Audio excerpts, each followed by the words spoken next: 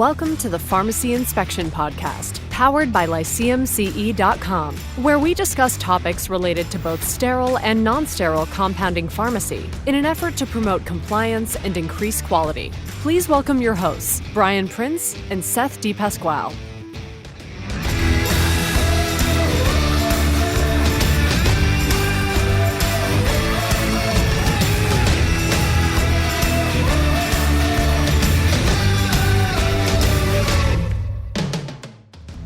Hello to all of my compounding friends and colleagues, and welcome to another episode of the Pharmacy Inspection Podcast. Last week, when Seth pulled me out of the mothballs, he asked me to produce more podcast content because we had no idea the downloads were actually going to go through the roof. Not because of anything earth-shattering that Seth and I are discussing, but because of you, actually. The audience has decided that continuing education and idea sharing is super important.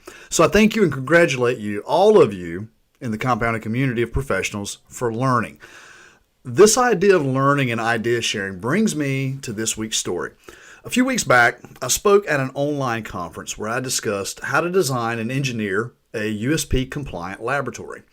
One of the attendees sent me an email asking or saying that their quote unquote USP 800 expert said you do not have to filter the exhaust air in a non-sterile, negatively pressured hazardous drug room. Yep, their expert is correct. You do not have to filter, HEPA filter or MER filter or any other filter, the air prior to externally venting it out of the building. Quick sidebar. Just a pet peeve of mine. I'm going to not get up on the soapbox. I'm actually going to kick the soapbox to all of my friends and colleagues that are out there in consulting. Please stop calling yourselves experts. An expert level at anything implies that you've somehow perfected your profession and there's nothing else for you to learn. You know, we're all students of our profession, and we can learn something new every single day, or in my case, every project has a tendency to reveal something new. So for me, I'm a lifetime learner of the profession of construction and architecture or engineering, containment, USP compliance, and compounding. So back to the story where their expert said you don't have to filter the air prior to externally venting it out of the building, which I agree with. And of course, we're talking about a USP 800 hazardous drug, negative pressure, non-sterile room. I used a lot of descriptive words there, so I want us to kind of compartmentalize exactly what we're talking about here. Now, there's the letter of the law and there's the spirit of the law. Right? We've heard this terminology before. The letter of the law is the musts, and the spirit of the law is the shoulds. And with the USP chapters, we get a little of the both of the kind of the best of both worlds with the words must and should. Now, when we talk about compounding compliance, there are issues that are not addressed specifically in that chapter, like HEPA filtering air prior to the exhaust. So what should we do?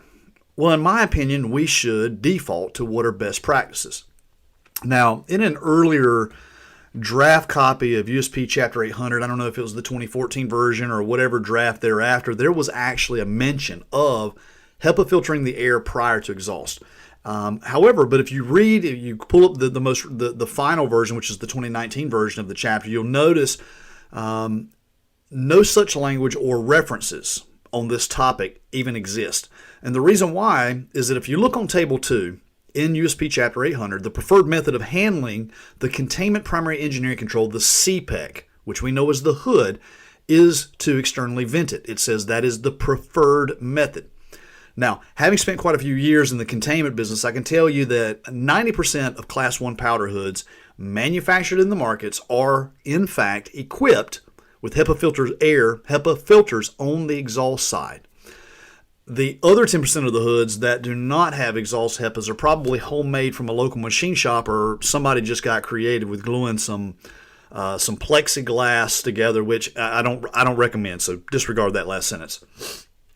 So if the CPECs do have HEPA filters and are externally vented out of the building, then in theory the exhaust air going out to atmosphere out of the building is in fact clean air. Now, this is, of course, assuming that your certification company is actually performing a HEPA filter integrity test on your non-sterile powder hoods. Now, let's do just some quick math to kind of wrap this concept together.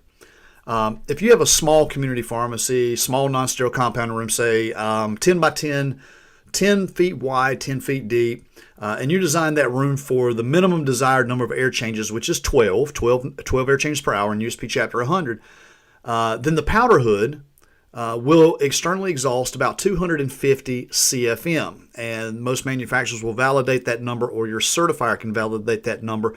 And coincidentally, that 250 CFM for that 10 by 10 room is sufficient to achieve the 12 air changes per hour. And because it's externally vented, that also means that the CSEC, the secondary engineering control, is also externally vented. See how that works? Now, let's move the math a little bit. If your non-sterile compounding room is 15 feet wide by 15 feet deep, then your powder hood at, again, that 250 CFM exhaust number is no longer sufficient to achieve the 12 air changes per hour. That number is usually about 400 CFM, so again, we're coming up short now. So you must also include either a low wall exhaust grill, which is the best practice design that I highly recommend, or you can use a ceiling exhaust grill, which in my opinion is not best design practice. Now, regardless of where you put that exhaust grill that's going to be externally vented, now both the CPEC, the hood, and the CSEC, the room, are now externally exhausted. So you've got about 150 to 200 CFM at the low wall exhaust grill, and that's not necessarily filtered. So any airborne particulates in the room could be swept out through the grill and externally vented out of the building. Now, some of you may or may not be tracking with me on this actual principle. So let me just tell you, 9 out of 10 pharmacies that I have had the pleasure of visiting has powder residue prevalent, either on a door jamb, on the floor, down in a corner, in drawers or cabinets, because I can find them with my handy dandy UV flashlight. Some of you see me talking, you've seen me carry that flashlight around. The reason for that residue that I can find, that powder residue, and again, is it API, is it excipient, what is that powder residue? We really don't know. Is that compounding pharmacists and or compounding technicians are consistently breaching containment. And what that means is that they're moving their hands in and out of the powder hood multiple times during the formulation process. This creates an aerosolization of particulate into the air, which again may be swept out of the low wall exhaust grill, which could be swept out of the building. Hands are not the only point of aerosolization of particulate, but I don't want to walk through all the exposure points and go down that rabbit hole, but understand that compounding workflow throughout that process will show the fact that there's going to be particulate moving around in that room. Now, so I pose the question to the audience and to you experts. Is it a good thing to send API drug particulate out of a building to be released out into atmosphere? I can hear the rebuttal now. Well, Brian, you know, the solution to pollution is dilution. Well, that's an old saying. And I'm going to step out here on a limb and say, you know what, that's also a terrible rebuttal. Please do not send hormones or other drugs outside of a building. That's just not good building practice. It's not good environmental practice. And that's definitely not a local EPA conversation that you ever want to get into and have with any regulatory agency. So without getting too overly long-winded here, please design to best practice.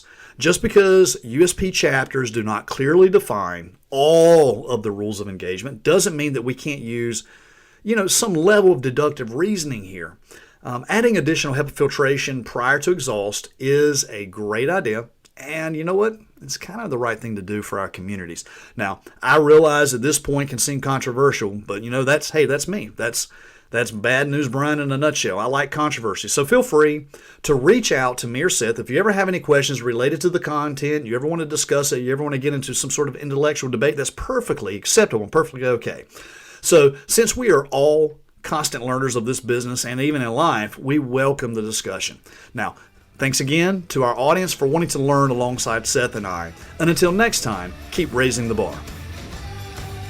The Pharmacy Inspection Podcast is powered by LyceumCE.com, where you can find engaging video-based continuing education programs, as well as a social community for pharmacists and technicians. Join one of the discussion groups or forums and post your questions to the group. Lyceum CE, where fun CE gets done.